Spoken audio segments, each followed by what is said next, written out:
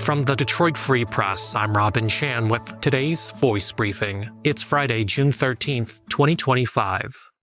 This is Lindsay C. Green, dining and restaurant critic for the Free Press. A namesake showpiece of the Ebenezer, the moody underground speakeasy that occupies the basement of the new American restaurant The Ledger in Plymouth, the Ebenezer cocktail is a spectacle. The amber drink is placed at the center of a glass box. When the bartender opens that box, a dramatic cloud of smoke curls into the bar. The drink is also $45. And without the theatrics, the Ebenezer is a lot like the Vieux Carré, a cocktail created in New Orleans nearly a century ago. So is it worth the near $50 price tag after tax and tip? Head to freep.com to find out.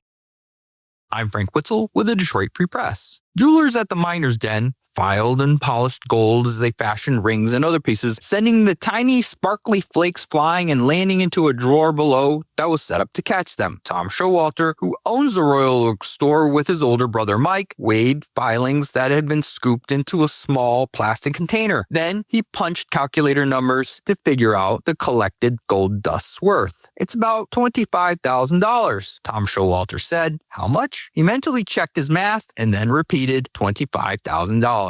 With the price of gold soaring, jewelers are saving every speck of the precious metal, even the particles so fine they're like powder. The price of gold hit an all-time high of $3,500 an ounce in April. So if, for Father's Day, you're thinking about getting your old man an extra special gift, a chunky gold ring, a gangster gold chain, or a solid gold watch, know that it could really cost you.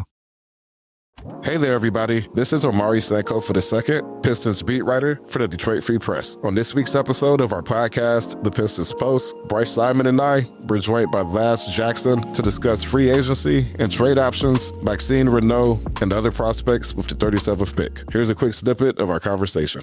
So I'm fascinated to see what your name here is in terms of who was the second guy for you, Laz? Yeah, the second guy for me was Tui. 6'9", 21 years old, 1-to-1 assist to turnover ratio, which like immediately told me like, oh, this guy's a play finisher as a wing. When I turned on his like YouTube stuff, the first thing I noticed was that he gets the shot out quick, which is a good thing to have at his height. It doesn't go in. He's not like an elite shooter like Lanier, but from a 6'8", 6'9" guy with that build to be able to space the floor like that, like that's definitely like interesting in a way like Lanier like didn't kind of jump off the page at me. He's a good rebounder. He's not afraid to like mix it up. I like that. Again, like if you can shoot and rebound, like you've cleared like a pretty like decent bar for me. Good, not great athlete, like wasn't dunking in situations where I thought like a normal, like baseline NBA athlete like would be dunking. But again, like he's big. And so with like, there's ways you can cover that up positionally, even in today's like spaced out game that made him again, like more interesting than Lanier. But the athleticism concerns like definitely like pigeonholed him as a 4,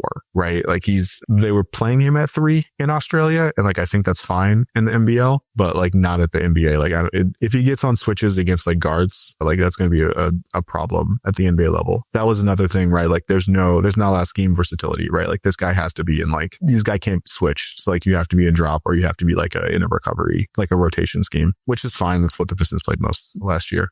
You can hear that full conversation in this week's episode of The Pistons Post, which is available wherever you listen to podcasts. And as always, you can find our latest coverage on freep.com/sports. Find more from the Detroit Free Press on freep.com. That's FREEP.com. Thank you for listening. Have a great weekend, and you'll hear more from us Monday.